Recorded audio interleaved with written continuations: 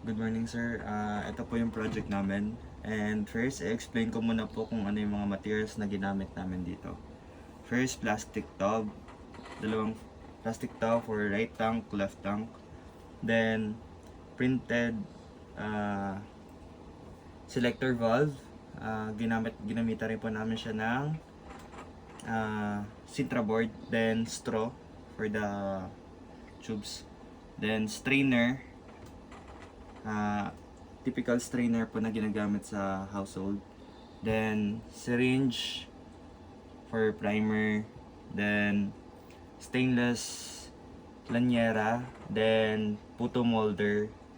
And, plastic cups na sa mga bottles po. Then, sa carburetor namin, same as the selector valve.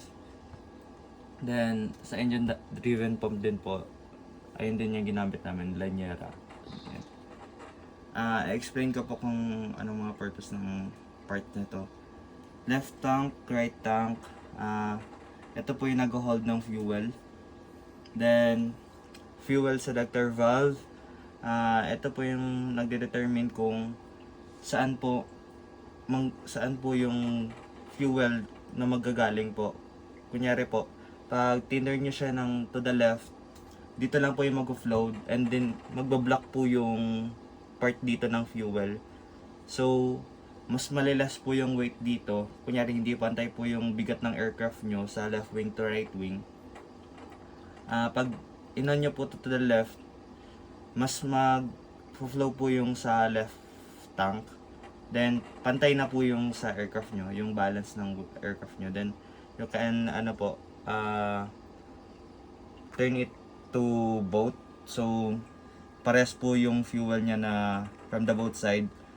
Pares po yung flow ng fuel. Then, the purpose of strainer is to strain the foreign materials na galing po sa fuel tanks nyo.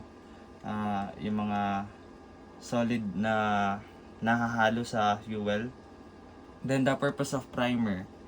Ang purpose po ng primer ay magbigay ng fuel direct to the engine. Usually, ang primer ginagamit po sa mga colder places like European countries and Western countries.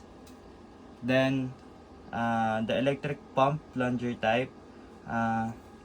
Ito po ay nag-aano ng smooth flow ng fuel. Then, the engine-driven pump is for the hydraulic flow. And the carburetor is the mixture of fuel and gasoline to your engine po. Yan lang po. Thank you.